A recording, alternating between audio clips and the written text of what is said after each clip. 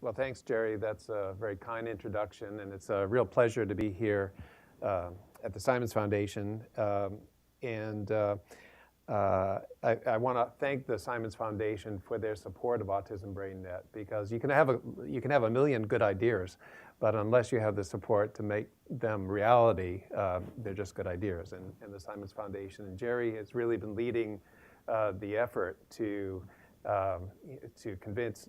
I convinced him, but then he convinced everybody else that this was a good idea. So we really appreciate his strong support. So I'm going to dig right in, because I've changed this lecture quite a bit.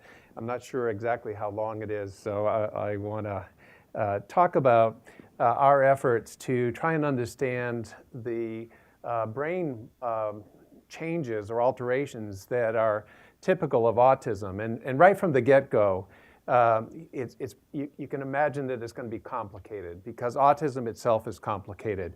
So not only are there different domains of behavior that are affected as core features, so social behavior and repetitive behaviors, which would imply that there are different brain systems underlying both of these. But of course, there are these numerous comorbid conditions that are increasingly becoming more and more a definition or part of the definition of autism. So many individuals with autism have developmental delays. Anxiety may occur in as many as 85% of people on the autism spectrum. There's digestive disorders in 30% of people with autism, and again, 30% of people with autism have epilepsy. All implying that there are different brain regions that might be actually involved in mediating these different problems that people with autism have. In terms of what causes autism, well, we still don't know, but we know that it's, again, very complicated. Many genes, there's now a couple of hundred genes that have been identified that are risk factors. But none of them are so deterministic that they absolutely cause autism. In fact, sometimes you see that they're common across autism and schizophrenia and other psychiatric disorders. So now the notion is that you can have genetic risk factors, but you also have to have an environmental impact in order to have autism. And I think that there's increasing evidence that even on a background of normal genetics or genetics that are not at risk for autism, you can have environmental factors like viral exposure during pregnancy or other kinds of things that could lead to autism. So we have been thinking that there's many types of autism. I used to say when I give a general talk that there are likely to be many causes of autism, but I think we're absolutely clear that there are many causes of autism. And so the implication is that there may be different trajectories of developmental alterations in autism that you may see. We're not expecting to see just one pattern of brain changes that is typical of all autism. So one of the fun things about coming to the Simons Foundation to give this presentation is that I went back and reviewed many papers that have used MRI, magnetic resonance imaging, to study living people with autism. And these studies started about 1988, 1987. And if you look at the whole history of MRI studies, there's a number of weaknesses that decrease what we can take from them. So many of them, for example, have very small sample sizes. Some of the earliest studies had just 15 or 17 or 18 people in them. The samples are often very heterogeneous. So you'd have people as young as 3, but as old as 30 in the same study. And we know this is a developmental disorder, so the brain changes over time. We imagine that the disorder is going to be changing over time. Many of the studies were cross-sectional, so they compared different groups of people at 10 years of age with people at 20 years of age and try and draw longitudinal assumptions, and that is often dangerous. And by and large, the vast majority of imaging studies have been done on older individuals with autism and higher functioning individuals with autism. And the reason for that is it's hard. You have to stick a person in a tube. They have to stay still for 30 minutes. And if you're not compliant or you're not sedated, it's very hard to get those images. So that's why the vast majority of of studies really are older and higher functioning individuals. So I'm going to try to make the case that it's important to study very young individuals with autism during the first several years of life. And I'm going to take a diversion to give you an example of how in my own thinking I've come to this conclusion. So as Jerry said, we have studied basic neurobiological questions in the past, and one of them is we've studied parts of the brain that are involved in memory. So we've done studies where we work with rhesus monkeys, and we've tried to figure out what parts of the brain are involved in episodic or declarative memory, memories that you would take home from this session today. And one of the studies that we did was to carry out what's called a spatial memory task. The animals would be let into a room that's a hexagonal room, and they'd search for food. And the food would be under cups that are located where you see those colored bars or colored circles, okay? So you'd have the environment around this hexagonal maze complicated so that the monkey, even if you didn't put the colored cups there, the monkey eventually learns where the goodies are. And they do that by navigating in space. They know that the colored cups or the uncolored cups where the goodies are in a certain position relative to things like the flag and whatever. And this is the typical kind of spatial memory task that the hippocampus is essential for. And so just to show you how this works, this is first of all a monkey who has his hippocampus. He's been in this task for a long time, and he's going around, and this is the maze, and now there's no colored cups. They're all colorless, but he's looking for the goodies. And he got some initially, went over to another place, got some. Now he's looking around a little bit and trying to figure out where the remaining goodies are. And you'll see him, so he's just thinking about it, looking around the room. And eventually, he walks over to where he thinks the other goodies are, skips some cups, and finds the goodies, okay? So he knows where they are in this maze, and he's got a very good spatial memory of this maze. At this point, he stops working because he knows he's gotten all the goodies. Now I'm going to show you a monkey that doesn't have a hippocampus, okay? 1 second. So he's ready to go because he knows he's not going to get any more cookies. And here comes a monkey that doesn't have a hippocampus. Surgically removed, right.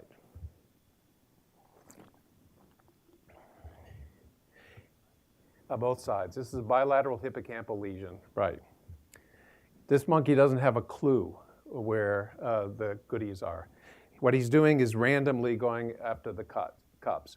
And this monkey will never be able to learn this task. We know from human subjects who've had similar bilateral removals of the hippocampus that they cannot make a map of external space, and they never will be able to do that. So what was interesting when we did this study is we had one monkey who was a control monkey who couldn't do the task. And we thought, this is odd, what's going on? So we did an MRI of this monkey. And at the level of the MRI, his hippocampus was there. It's actually where the arrows are. You can see his hippocampus.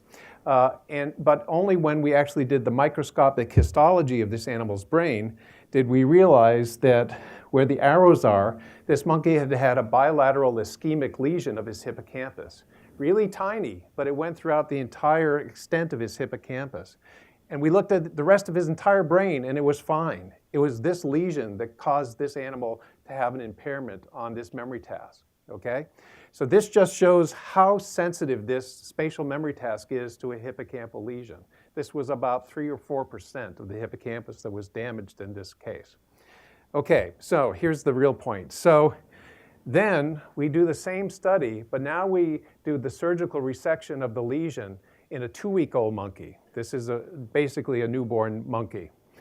And we tested them at several times during the development. But what I'm going to tell you about is when we tested them as adults, okay? Now at the same age that you just saw those monkeys.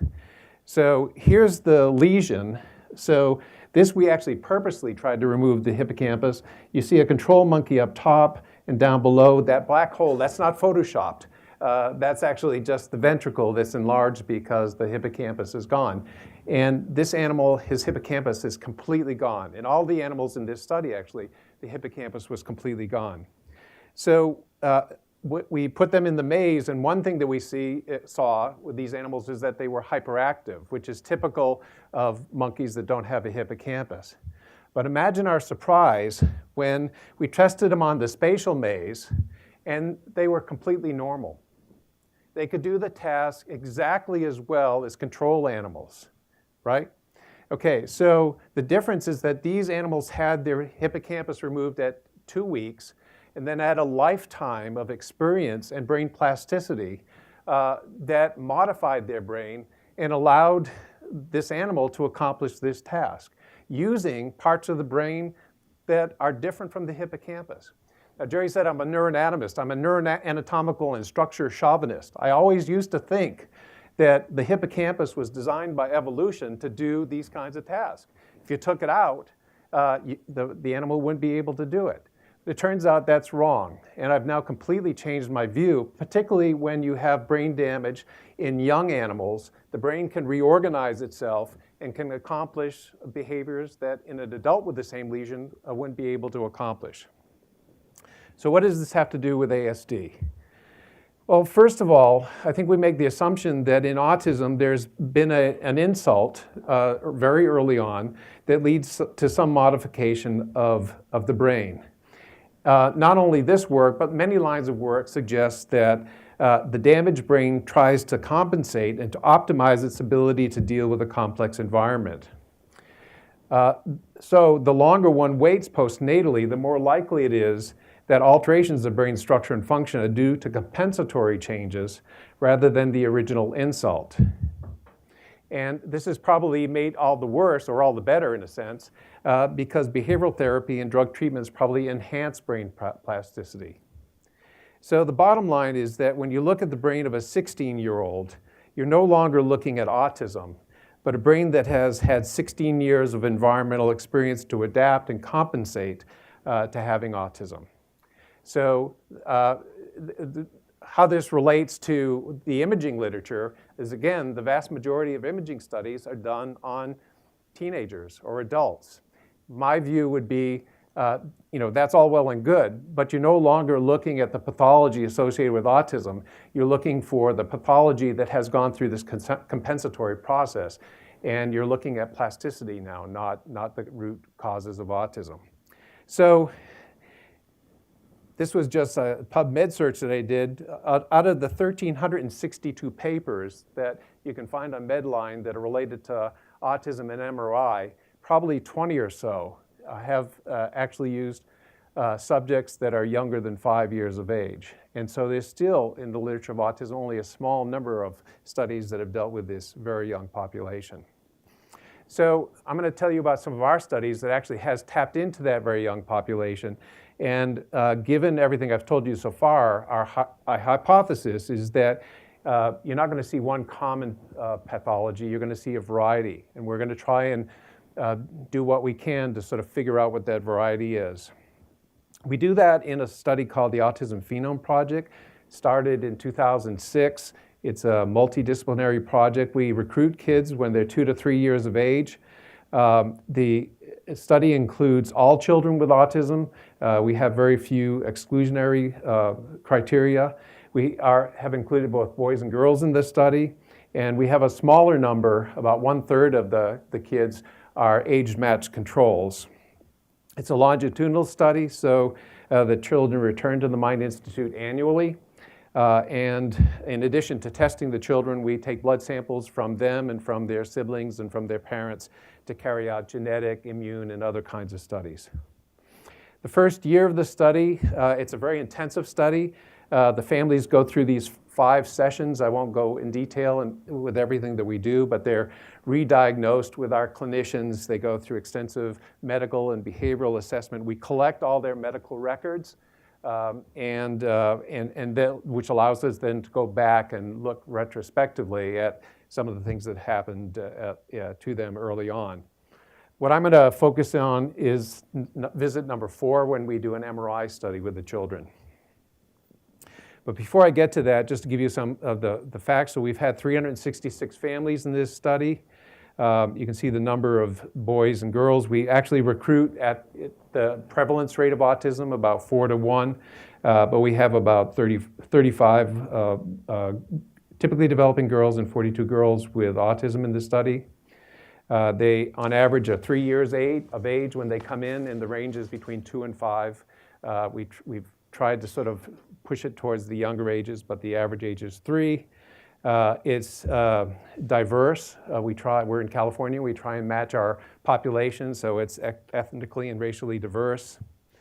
When you recruit kids this young, they tend to be more severely affected.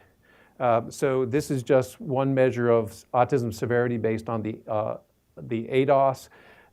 Below 4, you wouldn't have a diagnosis of autism. What you can see is the kids in our study tend to be biased towards the more severely affected. In our study, like most other studies of kids this age, we find that the average IQ or developmental quotient is in the 60s. So the kids, even though the range is really broad from verbal developmental quotient of 20 to 150 or so, the average is around 60 or so. So this is a population that is developmentally impaired. So the first thing to tell you is how do we actually scan these kids? So many studies of young kids with autism will sedate the kids. And you can actually get IRB approval, ethical approval to do that. And we did as well. But we actually did focus groups with the families and asked them, how do you feel about having your child sedated? And all of the parents, virtually all of the parents who had children with autism said, yeah, we'll do that one time. But we're not going to come back over and over again to do that. And then, of course, we can't do sedation with the typically developing kids. So we decided to go a different route. We actually worked with the families, and in the end, this project is successful because we've been intensely involved with working with the families. So what we do is, 2 weeks before the scan, actually on our website, we have videos about how the scan is done, and it educates the families about what they can expect. And then 2 weeks before the scan, the children and family come in. This is a mock scanner, the thing that top left. So it actually makes all the noises of a scanner, and the child can go into the tube and whatever. And so we allow the child to play on the scanner and to experience it. And then we send the family home with a packet that includes those earphones. How many people have had an MRI? Yeah, wow. At the MRI store on the corner, right? Well, most people have experienced how noisy it is, and we obviously have to do ear protection. And this was, even this is a challenge, right? Because children with autism have tactile sensitivities. So actually to put earphones on them is not trivial. So 2 weeks beforehand, we send the earphones and earplugs home with the parents and a CD that has the gradient sounds of the MRI. So every night the child will go to sleep, and then the parent will sneak up on it and put earplugs in and put earphones on, and then all of a sudden puts a CD in the boombox and bum, bum, bum, bum, bum, the gradient sounds. And in those that are successful, day after day, the child stays asleep more and more and more. And by the time that they come into the scanner, hopefully, we've habituated them to all of the nastiness of the MRI. So on a good day, well, here's one of our children practicing right here. And we've done this now with kids, I'll tell you at the end of the talk, as young as six months, and it works very, very well. So on the day of the scanner, not only do we train the families, but we also change the environment. So on the left is what our MRI looks like normally, and then we make it child-friendly and family-friendly.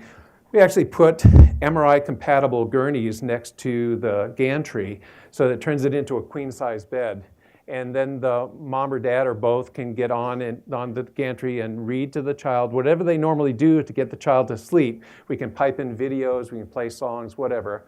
And the child will go to sleep. On a good night, it takes a half an hour. On a bad night, it takes 3 hours. But fortunately, we can be patient and take whatever time it takes. The child then will, when they're asleep, will be put into the head cage, and then for every scan that we've done, we always have assistants who are watching the child for the entire time that they're being scanned, because we don't want the child to wake up and be frightened. So if the child even stirs, we can pull the child out immediately. If they go back to sleep, we put them back in and continue. But again, this has been, when we got into this, our colleagues were saying, well, maybe if you're lucky, you'll get 50% of the kids that will be able to endure this. And we have a terrific team. I want to acknowledge particularly Christine Nordahl, who's in the front there. This is our scanning team. They all have bags under their eyes, but they're a terrific team, very, very patient. And in the end, we've been enormously successful. So that you can see, here's our success rate: time 1, 88%, time 2, 90%, and time 3, 87%. Again, a year older at each of these time points. And this is really a testimony to the MRI team, who really know the families. And I have to say, it's been, I've had the privilege of being able to do some of this scanning. And the time that we spend waiting for the child to go to sleep has been enormously beneficial to me, because I get that time to talk to the parents and learn about autism. I mean, this is how we've learned about autism. So now I want to tell you about some of the findings. And I'm going to start by saying that the field of autism research has been influenced highly by work that was done by Eric Courchain starting in 2001. And they published, this is with a student, Elizabeth Redkay, published a review paper that basically showed that this curve, the yellow line, is showing the size of the brain relative to normal brains, which is the dotted line, of kids with autism from different studies that have looked at populations at different ages. And what it basically says is that the brain of children with autism is too big early on. Okay, so during the first few years of life, the curve goes way up to about 10% larger than normal, and then it sort of comes back down to 0. Why it comes back down to 0, we don't have a clue what's going on there, because nobody's actually ever done a longitudinal study to look at a group of individuals from very early on to very late on. So we don't know what's going on there, but I'm going to focus on this early period. So first of all, let me tell you about whether we replicated this in the Autism Phenome Project. And we did. So if you take all of the kids in the project that we scanned, and you look at their total brain, and we've done all the bits and pieces of the brain, and I don't have time to go into all of that, but I'm just going to try and give you the big picture. The total brain in autism, it's in red, is about 6% larger in boys, on average, than in autistic boys than in boys that are typically developing. One of the interesting things is that we actually don't find a difference in girls. Now, again, it's a smaller sample, but there's increasing evidence that autism in girls is very different from autism in boys. And everything that we've seen so far in terms of our imaging studies would suggest that that's true. So here's the first thing. We don't see, other than I think 2 girls in our entire sample, we don't see many girls with a very large brain. But the other thing that impressed us, and again, coming into these studies, you would think that all brains are too big, that all kids with autism have a brain that's too big. But we had a big enough sample that we could actually say, well, what is the percentage of kids with autism that have a brain that's too big? And it turns out this is just a scatter plot of typically developing kids in our study in blue, and then the kids with autism. And what you can see is that there's a lot of overlap, right? But there's a group of kids with autism, the red dots up there, that have really big brains. There's some that even have really small brains. And we started asking questions about these kids who have the really big brains up top there. First question we asked is, are these the kids who have the early onset form of autism, or are these the kids who have regressive autism? So in our study, and again, this was something that was controversial when I first got started, that there even was regressive autism, but I think everybody sort of accepts that now. And the bottom line is, so regression is that if you look at a child at 12 months of age, the early onset child is going to start showing some difficulties already. You wouldn't call it autism, but they're going to have some developmental delays, And clearly there's a problem. A clinician would say something's going on with this child. Whereas if you looked at the child that has regression at 12 months, they look fine. They're sociable, they're gaining language, and then sometime between 18 and 24 months, something happens and they regress into autism, okay? So they lose abilities. So, an interesting dichotomy. It's actually more complicated than that, and we were curious whether it was the kids with the early onset form, which is what we predicted, that had the big brains, or the kids with the regressive form, which we thought probably didn't have the big brains. So we were wrong. It turns out that it's the kids in green here that have the regressive form of autism that have the big brains, by and large. 88% of kids who are characterized as regressive have the large brains, the megalencephalic brains, okay? There are some kids with the early onset, but the percentage is much, much lower. So this was sort of interesting. The kids with the regression, so you don't actually see the behavioral signs and symptoms of autism until the kids are 18 to 24 months. They have this big brain, and we are curious, when did the big brain phenomenon begin during their lives? When could you actually detect it? And because we have all the medical records, we could actually go back and look at head circumference. And it turns out that the head circumference absolutely replicated what we were seeing in the MRI. So in this chart, the blue line is the growth of the head circumference for the typically developing kids. The dashed line is the head circumference for the early onset kids. And the solid red line is the kids who had the regressive autism. And interestingly, they started departing from normality around 4 to 6 months of age. Okay, so their brains started getting too big at 4 to 6 months of age, even though behaviorally you didn't see any problems with these kids to 18 to 24 months. Okay, interestingly, as a side effect, the last line in this paper that we've reported this, it occurred to us that many parents are concerned that the regressive form of autism is started by one of the vaccinations that are taking place at 18 to 24 months. But actually, these data argue against that. These would suggest that the biological process that ultimately leads to regression into autism started at least by 4 to 6 months of age. Okay? So the bottom line from this part is that the vast majority of kids with autism, their brains, which one would be in the middle here, the early onset form. If you look at, this is a child, the typical child is 31 months, the child with autism is 32 months. The size of their brain is almost identical. And as a trained neuroanatomist, I couldn't pick that brain out as having autism. But there's a subset of kids, the one on the far right, you can see almost 200 cc's larger than both of these brains. And that one you could actually probably pick out and say something's abnormal about that brain. So there has been this issue that's come up lately about whether the kids with autism have big brains just because they're bigger. And so it is true in the literature, kids with autism tend to be larger. They tend to be taller. It's not been all that well studied, but there is sort of a kernel throughout the literature suggesting that kids with autism are bigger. We have looked at that in our population again.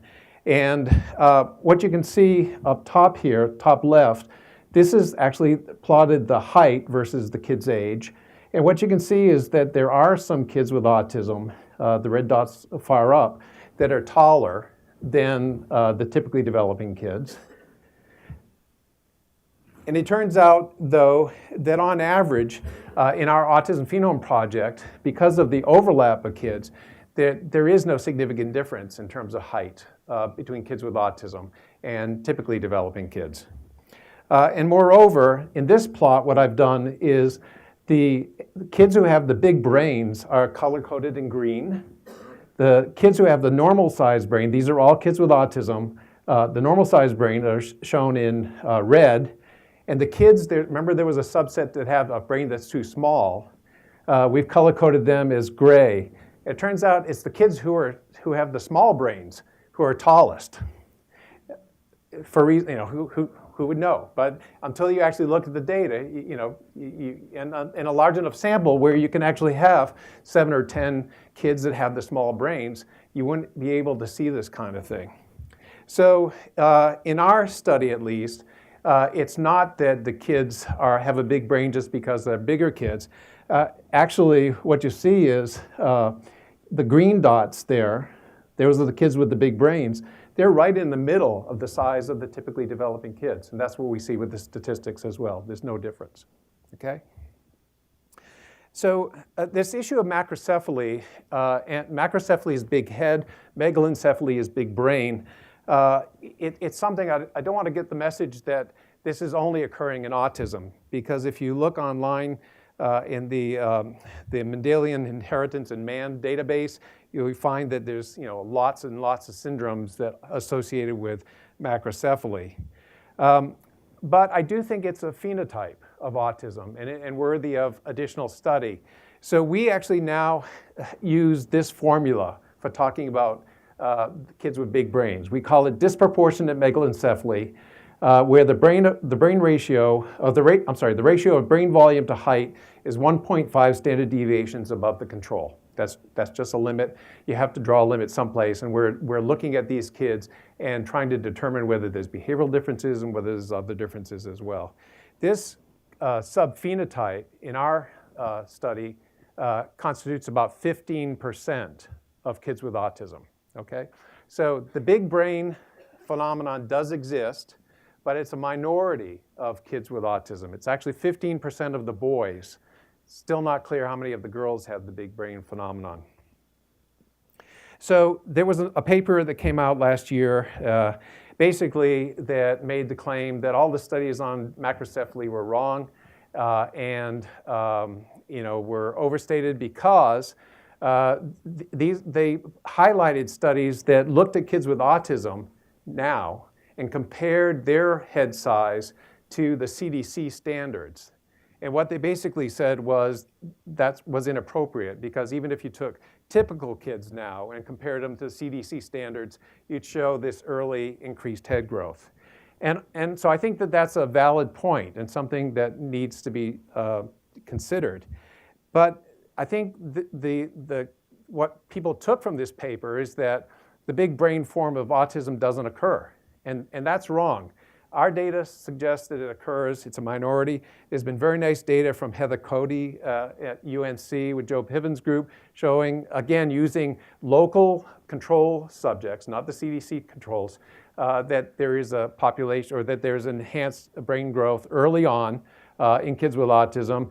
And there's actually studies all over the world that have shown this. This is a Japanese study that compared, 85 kids with autism to 14,000 contemporary Japanese typically developing children, and again found that there was enhanced head growth, brain growth over the first year of life.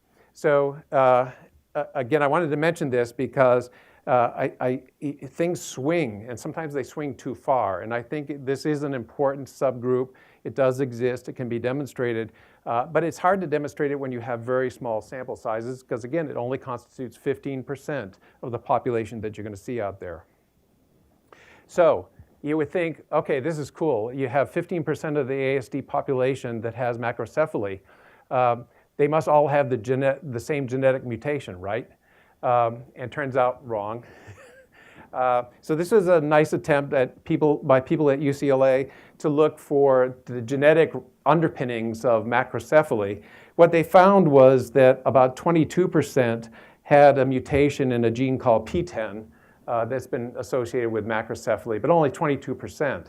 And then there was a potpourri of genetic mutations that were seen in all the other kids with macrocephaly.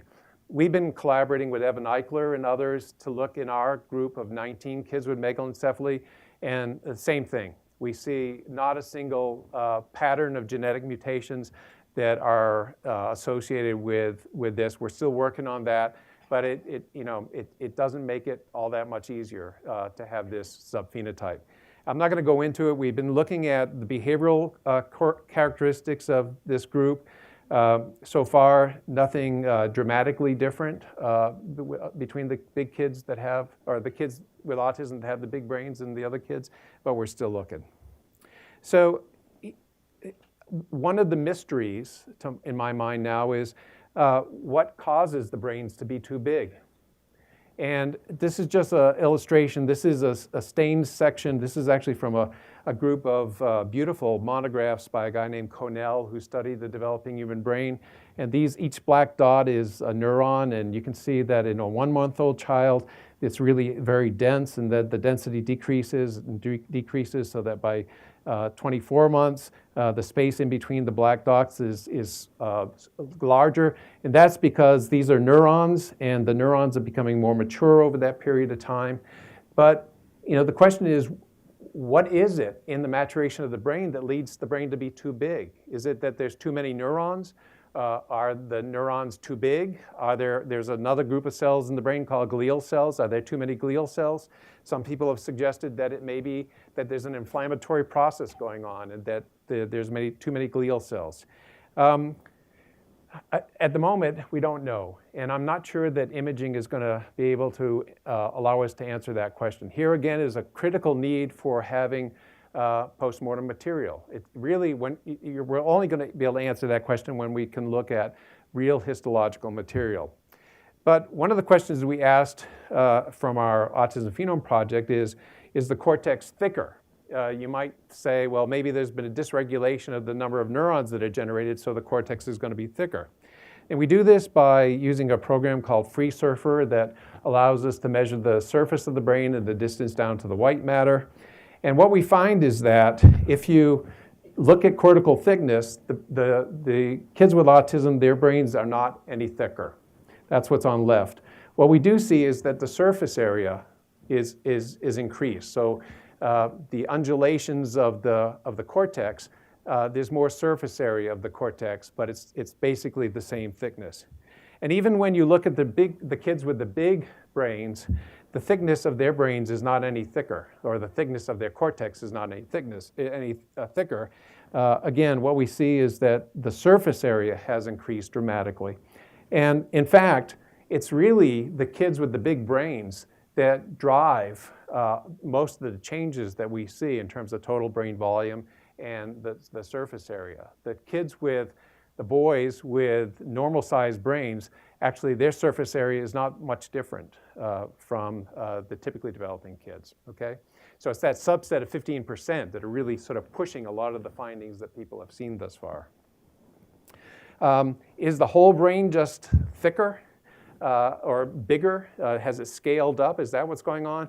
Turns out that these colored pictures here, I'll just point to the one on the bottom right, every place that you see a colored area, that's an area that the surface has increased. And so the surface is increasing in places that we think are important for autism, places like the fusiform gyrus in the temporal lobe, the orbital frontal cortex and dorsolateral prefrontal cortex. So it's not everywhere, but you can see a lot of the brain is colored in. And we're just trying to struggle, with these maps now to try and draw some implications from them. Yeah. Some people have found that. We've actually analyzed it in an earlier study and found very small regions of the parietal cortex actually had not increased folding, but changes in the depths of the folds. So that's another area that people have actually looked into. Yeah. So I just wanted to say a little bit about fibers. And I think that this is an image of the fiber systems in the brain. I've just been talking about the volume of the brain, but you can now actually study pathways from one part of the brain to the other. You can do it in a lot of different ways. And we do it in our Kids with the Autism Phenome Project using diffusion-weighted tensor imaging. So we can actually map the pathways from one region of the brain to the other, and ultimately you can color code them. The brain doesn't actually look like this, but you can color code them digitally later on. And we're actually using tools that were developed by Brian Wandell's group at Stanford, and it's called the Automated Fiber Tracking Quantification. If people in the audience are interested in doing this with their own subjects, I'd recommend getting in touch with Brian. He makes all these tools freely available, actually being funded by the Simons Foundation to develop something of this as well. So I just wanted to make a couple of points because there's been a long history of fiber bundle studies in autism. I think a lot of it has been confounded by this issue that I brought up right at the beginning. You're looking at adaptation and compensation rather than looking at the problems. But there's even more issues with fiber tracing. So we published a paper just at the beginning of this year. Ryan Johnson's a postdoc in the laboratory. He looked at these different fiber bundles in the brains of typically developing children, but in the age range of the Autism Phenome Project. Actually, they're the control subjects from the Autism Phenome Project. And here's the point here, that fiber bundles, these are just one of them. This is called the cingulum bundle, so that little cartoon is actually an image of a fiber bundle. And what the little squiggles down below show you are the different kinds of parameters that, and I didn't go into this, I can certainly go into this later, but axial diffusivity, radial diffusivity, and fractional anisotropy are just different measures of coherence of the fiber bundles. And what Ryan has shown is that, number one, boys and girls fiber bundles are developing differently. So if you look at the same time, that's what the blue squiggle versus the red squiggle, that they have different diffusion parameters at a particular time in life. And so what that means is that if you start adding girls and boys to a study, it's gonna complicate things. You really have to do a sex-based analysis if you're looking both at normal development or if you're looking at pathology. That was number one. I'm sorry? They're not glial cells. These are actually axons. These are bundles of axons. Yeah. So Ryan has actually looked at 18 fiber bundles in our group of kids with autism, and found that a number of them show differences. So the main point I wanted to get across here is that this first chart, all of these fiber bundles here, and they're labeled the right uncinate fasciculus that connects the temporal lobe with the frontal lobe. It's shown in the middle picture, the yellow thing on the right. All of these bundles actually show differences, even in the kids who have the normal-sized brains, the kids with autism in the normal-sized brains, okay? So just how big your brain is not very interesting marker for autism. It's probably going to be the conductivity that we're seeing. And so we are seeing in the kids that have the normal-sized brains alterations of their connectional patterns, again, at a very young age. What's interesting here is that if you look, for example, let me just show you. So look at this pathway here. Most times what people will do will take an average of the parameters along the entire pathway. But what we found is by dividing the pathway up into 100 different segments, we find that there's only certain regions of the pathway here or here that actually show significant differences, okay?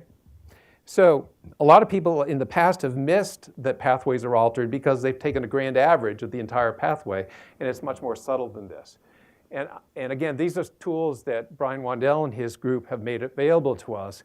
But it just goes to show, just like genetics, as the next levels of sophisticated imaging tools come on board, you start seeing more and more detail. Yes, axons are running the whole length of this. So, you're so smart. So the question here, these diffusion parameters, people have thought early on that if you take a grand average, it's going to say something about the axons themselves, right? But it's not true. It may be true. But it's also the possibility is that the relationship of those axons to other axons are what are altered, because these are voxels that are large enough that are actually looking at the environment around the bundles, okay? So these measures of diffusion are really not looking at individual axons. They're looking at large bundles and their environment. And so many of these things that we see, we don't think are because the axons are bad.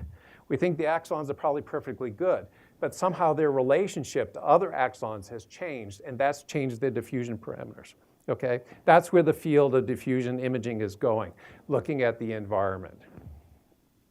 And one other point I want to make about this is that when you now look at the kids who have the big brains, there's actually more bundles that are altered. So here's one of the first characteristics where we can say there's something really distinctly different about the kids who have the big brain form of autism. They have alterations in the anterior thalamic radiation. For reasons that I can't understand, they have alterations in the left cortical spinal tract. Only the kids who have the big brain form of autism, okay? So we're still struggling with this. Actually, we're writing this paper right now, so our story is still emerging. Yeah? So these are changes in myelin?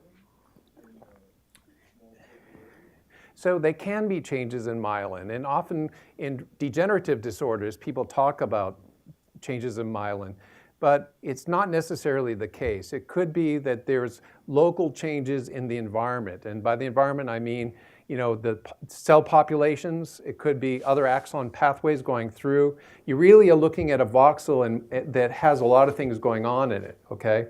So it doesn't have to necessarily be the cellular aspects of the axonal integrity or its wrappings. It could be what it's traveling through. Okay, if it's traveling through an edematous region, for example, that's going to change these diffusion parameters. Okay. Okay. So I sort of said I'm going to skip this slide. We're still struggling to figure out the complexity of these different pathways. They all contribute to things that we think are important for autism. But again, we're still trying to understand, how these map onto some of the behavioral impairments that we're seeing with the kids. There's two more topics, and I think I can get through both of them. I want to tell you a little bit about a different part of the brain, non-cortical, subcortical region of the brain that's been highly implicated in autism. This is called the amygdala. It's the red almond-shaped structure there that's seen. When we first started the Mind Institute and I first got involved in it, there were 5 studies that had looked at the amygdala. 2 said it was too big, 2 said that it was too small, and 1 said that it wasn't any different. So I thought, well, we'd worked on the amygdala, maybe we should look at this and see what's going on. And with Cindy Schumann, who was a graduate student then, is now actually a faculty member at the Mind Institute, we did a study. This is not the Autism Phenome Project. This predates the Autism Phenome Project. So older kids, 7.5 to 18. And I won't go into the details because it was published quite a number of years ago. We do manual tracing of the amygdala. This is it shown in 3 sections. This is how you would do a study if you wanted to trace the amygdala in a brain of a child with autism. The first thing we found was that if you plotted the size of the amygdala versus the age of the child, there's this incredible slope. Actually, the amygdala plumps up by 40% between 8 and 18. And so when we first saw this, I thought, maybe we screwed up. Maybe, this because actually the total brain during this period of time is decreasing in size by, approximately 10%. But it turns out that Jay Geed at the NIMH had data that we replicated because they had done it earlier. So the amygdala is unusual that it goes through a pre-adolescent growth spurt and gets larger in volume by about 40%. And so then when we looked at the kids with autism in this study, turns out that their amygdala by 8 was already at an adult size. So the unusual thing was that they didn't go through this pre-adolescent growth spurt. It had happened already some time previously. So just as a cartoon, typical kids, typical boys in this case, their amygdala between about 8 and 18 goes through this growth spurt that increases the volume by 40%. This is unique. It's the only part of the brain that I know of that does this. Whereas kids with autism, by the time that we looked at it in this study, their amygdala was already at an adult size. So again, an indication that there was precocious growth of the amygdala. What we've been able to, and actually now there's been a whole bunch of studies, and what the studies show is basically if you look at young kids with autism, the amygdala is enlarged. If you look at adolescents, it goes either way. And if you look at adults with autism, actually the amygdala is smaller. Again, so the take-home message is that autism is a developmental disorder, and when you actually look will matter. We actually did a post-mortem study I won't talk about, but we found in people that were older who have autism that the actual number of neurons in the amygdala is decreased by about 13%. So, again, another process that we don't understand. It's too big early on. You look at an adult, it's too small, and there appears to be neuronal loss. Again, interesting. But I wanted to tell you what we found from the Autism Phenome Project. And again, we have younger kids now between 3, 4, and 5. And what we found was that even at time 1, at 3 years of age, the amygdala, which is shown in red, is 6% larger in the kids with autism than in controls. 1 year later, it's 9% larger. So what we detected was that this is the period where there's a rapid growth rate.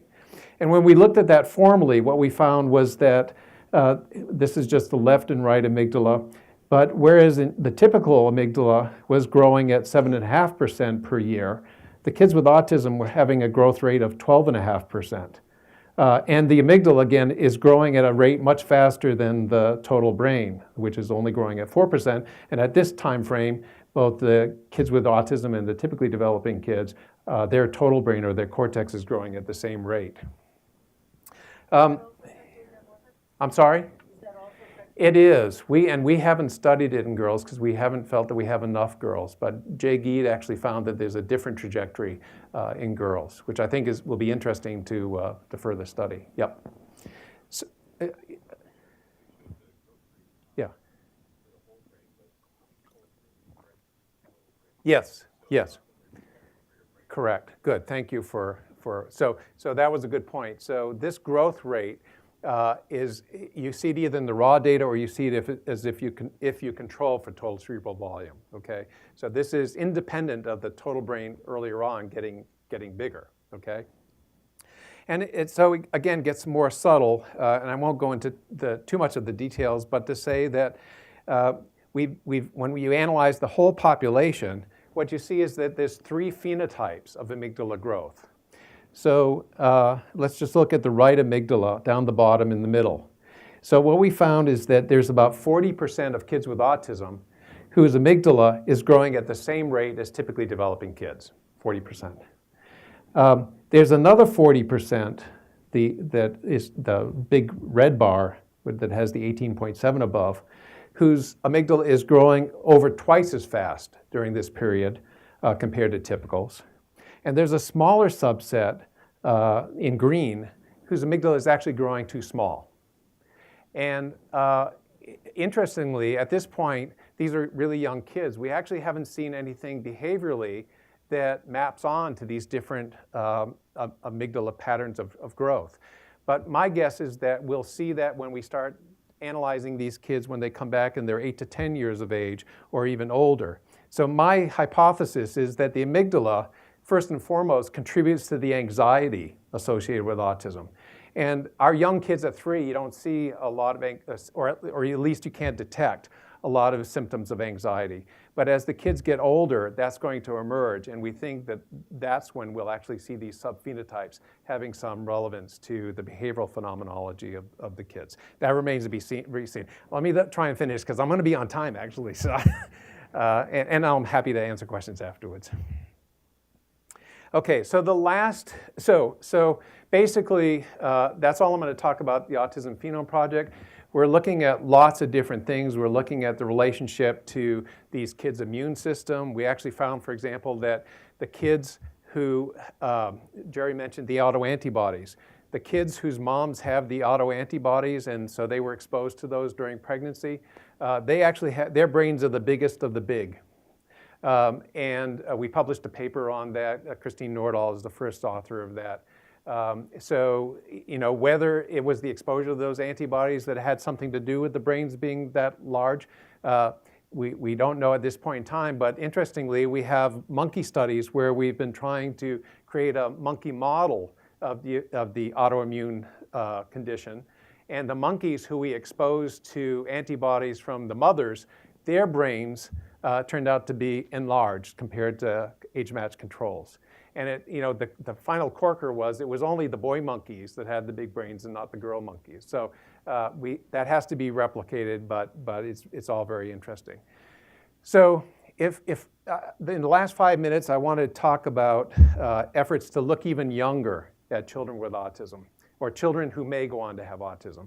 And we did a study. The nice thing about MRI is that it's non-invasive, it's safe. You can scan very young children. Actually, there's now numerous studies where pregnant women are being scanned,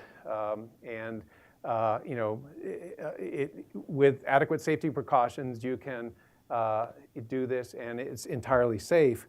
We wanted to see whether there were any indications that in young children, 6 months of age, that they might have some signature that would be predictive of autism. And we did this study with Sally Oznoff, who's the world's expert on infant sibling studies and early detection. And she had basically come to the conclusion, Ami's going to be coming next month, and he may actually dispute this conclusion. But her conclusion was that at 6 months, there was nothing behaviorally that you could see that would be predictive of a child going on to have autism.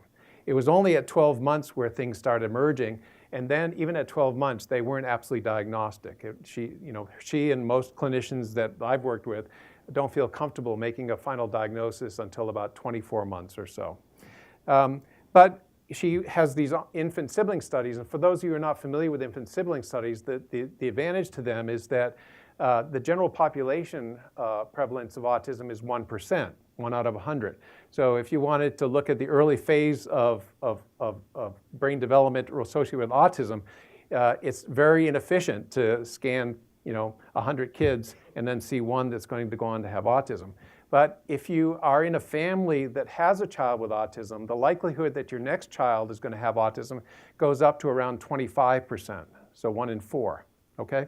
So what's happened is there's many studies now that have capitalized on that and have recruited families who have one child with autism and started intensively studying.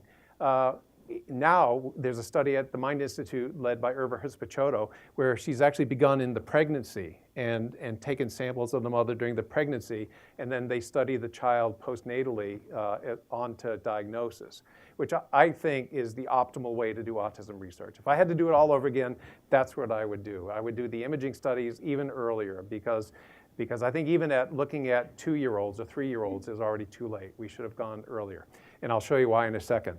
So in the context of an infant sibling study that Sally Rogers was doing, we got some funding to do a 2-year study.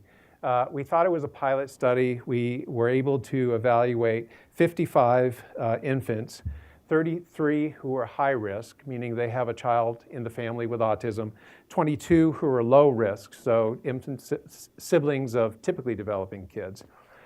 We did MRIs at 6 to 9 months, and then 6 months later and 6 months later. But Sally was evaluating these children starting at 3 months and every 3 months. So very high density of behavioral observations. And I should say that Mark Shen, who is the graduate student, really led this project. He did a terrific job. So we get neuroradiologists to read all of the MRIs to look for anything that's obviously wrong.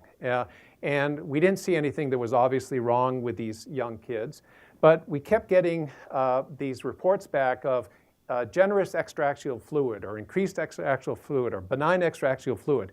And so Mark and I decided to look at whatever the heck this was, benign extraaxial fluid. And it's a little bit hard to see, but I'll try and point it out without a pointer. The top row is a typically developing kid at 9 months. And what you can see basically is that the brain completely fills the skull. Okay, it goes right up to the surface. But if you look at the 3 panels down below here, what you see is that there's space. I shouldn't touch the grass, right? Is Jim around? He's going to get mad. That there's space in between the brain and the dura. So you can see it at 9 months, but then it continues on in the next 2 scans. So this is where cerebral spinal fluid is there in between the brain and the skull. And this is what they were talking about, the radiologists. So and it's really obvious if you look at other kinds of scans. So this is called a T2 weighted image. And there's, again, a typically developing child up top. Now where the water is, where the cerebral spinal fluid is in white. And you can see one of these children who go on to have a diagnosis of autism. It's just a massive amount. So we saw this and we thought, maybe there's something to this. And then Mark decided that we had to quantify this because we can't go on these radiologists, generalizations. We had to quantify it. So he came up with a strategy to do that. The red profile on the right is the extraaxial fluid, and he measured it in all the children in this study. And what we found was, so we have actually four groups. The kids who in red go on to ultimately get a diagnosis of autism at 24 and 36 months. We have a second group of children in green that have developmental delays but don't go on to have autism. And then we have two groups of kids who ultimately are typically developing, either from the high risk or from the low risk groups, okay? What we found first and foremost is that the level of extraaxial fluid in red was significantly higher at the first time point and stayed higher for the remainder of the time that we were analyzing the children. And there was a dose effect. So the more extraaxial fluid you had at 6 months, the worse the severity of your autism was at 24 months when you were diagnosed, okay? And that was true also for the longer that you maintained the extraaxial fluid, the worse your diagnosis was. So then the question was, are these kids having more cerebral spinal fluid in their skull because their brains are small? And it turns out, so we did the total cerebral volume, and it turns out that these kids who had the increased extraaxial fluid who went on to have a diagnosis of autism also have big brains, okay? So again, this is the red line here. This is total cerebral volume. At 6 months, it wasn't significant, but at 12 months, it was significantly larger than all the other groups and persisted at 18 to 24 months. Okay. So we published the paper, and we're looking at all those other things in these kids as well. We're looking at fiber pathways, we're looking at volumes and whatever. But this was what came out as sort of striking. And so we're not experts on hydrocephalus, we're not experts on radiology. So we started asking around, and it just turns out that the cerebral spinal fluid and its impact on the brain has all of a sudden taken off. People are really starting to pay attention to it. For a long time, people thought the cerebral spinal fluid was just a shock absorber, just to prevent your brain from being damaged when you get hit. But it's now known that it's carrying away toxic metabolites, trophic factors, and there's actually quite a few studies now showing that what is in the cerebral spinal fluid can actually modify the development of the brain. So there was actually a terrific paper just a couple of months ago showing in Science that the amount of extraaxial fluid, when you go to sleep at night and you have REM sleep, the amount of extraaxial fluid that percolates into your brain increases by 60%. And then sort of percolates back out when you wake up. And what is basically people think is that this is sort of the sewer system of the brain. So it's actually cleaning out toxic metabolites. So the question is, what happens if you have too much of this early on? Could it be that there's a slowing of the flow of cerebral spinal fluid? And could it be building up increased levels of these metabolites that might actually be toxic to brain growth? Again, we don't know. It's things that we're just looking at. But we want to try and replicate the phenomenon. So we've looked in our autism phenome project, now these are in much older kids, to see whether there's more of the cerebral spinal fluid. We're just finishing up this study. We have about 30 more subjects to look at. But even in our autism phenome project, where the kids are 3 years old, you can see that there's a huge scatter both in the kids with autism on red and the typically developing ones. But there's a significantly increased level of extraaxial fluid in the population of kids with autism on the left. And you can see some that are really extreme up there. The only association that we found at this point, and we're looking at a lot of them, is actually the kids, and there's only a small number, there's only 6 kids so far that have actually shown seizure disorders in our autism phenome project. But they actually, the extraaxial fluid predicts whether the kids are going to have seizure disorders or not. So there's an association there. But we're looking at lots of other things. Where we're really going to hopefully hone in on subtypes is that Joe Piven, who's running the infant brain imaging study out of University of North Carolina, but has sites across all these different locations, has graciously allowed us to look at his data set. And now, rather than 55 kids, they have over 400 kids in an infant sibling study. And they did MRIs just like we've done them. And we're currently finishing off an analysis. And I'm not at liberty we haven't even finished it, so I can't tell you what the results are. But I can tell you that Mark has to finish his thesis in 2 months. So we'll know the results very soon.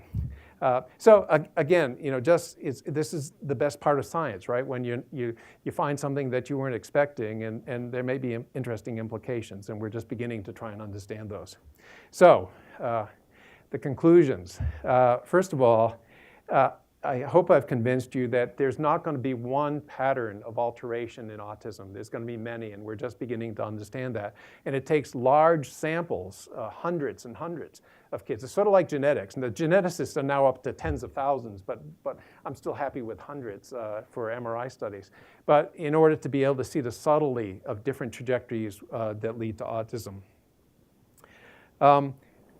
I've become a firm believer that we need to study the autistic brain as early as possible with imaging because I think, again, a lot of the changes that will lead to autism are happening prenatally and immediately postnatally. And I also think, as I said at the very beginning, that when you start looking at kids or individuals further out, you're looking at adaptation. You're no longer looking at autism. Not to say it's not an interesting topic to look at adaptation later on, but it's a different topic than trying to find out what is the pathology of autism. And I think it's conceivable, and a lot more work has to be done because there's been so little imaging of very young kids. But given the fact that we're still looking for a biomarker of autism, and that MRI is relatively non-invasive. It's not cheap, but it's not everybody in this room had one, so most medical care will actually take care of it. That MRI could actually be a valuable adjunct, a clinical adjunct, to increasing our confidence of increased risk. And of course, the name of the game in autism is to be able to develop some kind of information that will allow a family to know that they should go into early intervention and take on the cost and the difficulties with doing that, because we know that early intervention will lead to the best possible outcome. So again, thanks very much. This is my home, and I'm happy to answer questions. Thank you.